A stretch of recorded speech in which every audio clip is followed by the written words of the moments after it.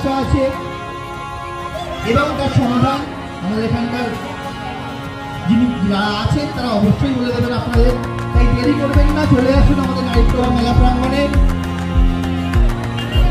যেটা আপনার প্রয়োজন, যেটা আপনার দরকার, সেটা খুবই কম দামে এবং ডিসকাউন্ট দিয়ে আপনি এখান থেকে নিতে পারবেন।